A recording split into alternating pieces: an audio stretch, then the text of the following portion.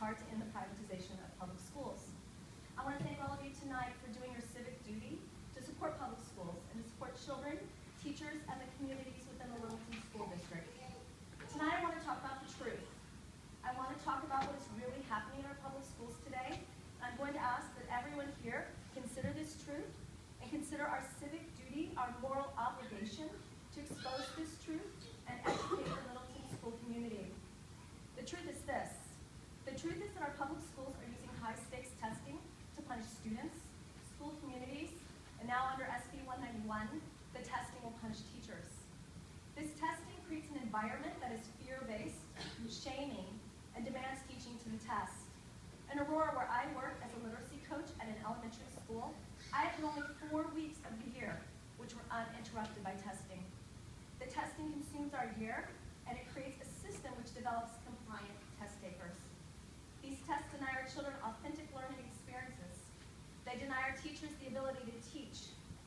I would ask that the school board and the administrators take a lead in exposing this testing profit machine for what it is. It is a system that profits corporations on the backs of children and teachers. The Common Core standards and the national test are a cash cow for the corporations. The profit of this corporate testing industry has increased 57% in the last 3 years. Under SB 191, this system will demand teaching to the test like never before. These high-stake testing mandates reward only the very privileged, yet even these rewards are hollow, as these test scores simply point to zip code. Littleton Public Schools has done quite well under this high-stakes testing regime. Children from affluent neighborhoods often do well on these high-stakes tests. It doesn't mean that these children are smarter than other children. It simply means that they come from homes filled with books, homes where food is plentiful, and typically homes where family and the community have the resources to create a support system to help these children as they grow into problem-solving citizens. As you know, Littleton Public Schools was accredited with distinction by the CDE this past year. We continue to achieve high test scores, and we continue to ensure high real estate values. These test scores mean nothing. They assess narrow learning. They're racially and culturally biased. And under PARC, the READ Act, and CMAS Social Studies and Science, these tests are denying our children real learning opportunities. It is anticipated that PARC will fail 70% of Colorado's children. These high-stakes tests inflict the most harm on our neediest children, our children with exceptional needs, our children who suffer from emotional stresses, our second language learners, and our children who live in poverty. My son's high school, Littleton High School, has a free reduced lunch rate of approximately 26%. I wonder how these children will do on the PARC test.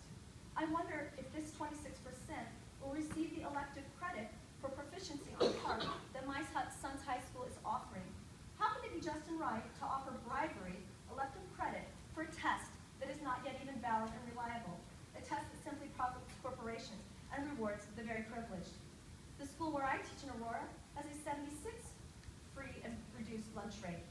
Over 40 languages are spoken in my school.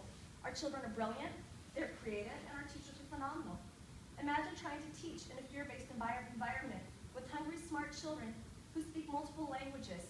Imagine trying to do right by these children in a fear-based environment which rewards the privileged. We also have 60 homeless children.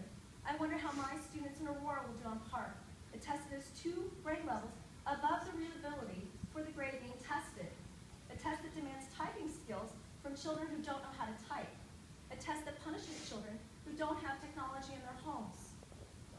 Privilege is an amazing thing. It can be used to help and it can be used to harm. It is time that Littleton stood on the right side of history.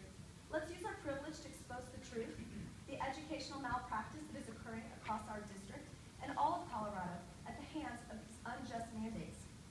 If you watch the news, there are principals, school board members, superintendents all over the country sharing the harms of this high-stake testing.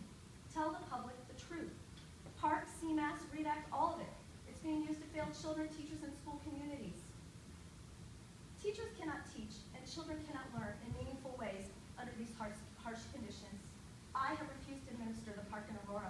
I refuse to allow my son to take PARC or any other high-stakes test that can be used to punish and fail children. Sam has opted out of PARC. I trust Sam's teacher to assess his progress. It is our civic duty to speak the truth and end this false narrative. Teachers know how to assess. Students want to be engaged in purposeful and not online testing. Our Littleton High School website says that I should contact my legislators. Right now, the legislature is nothing but political theater.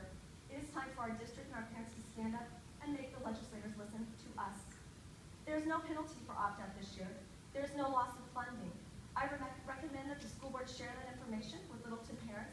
If parents understand there is no penalty, and if they understand how PARCC and other high-stakes tests are being used to deny our children real learning opportunities, many parents will refuse to allow their children to take these tests. Many parents will use their privilege to save public schools for the common good. We must demand that our legislators change policies to funnel money to support schools with wraparound services for poverty, small class size, libraries, nurses, counselors, and more. We must protect our teachers from the harmful effects of SB 191, which could indeed be tied to 50% of teacher evaluation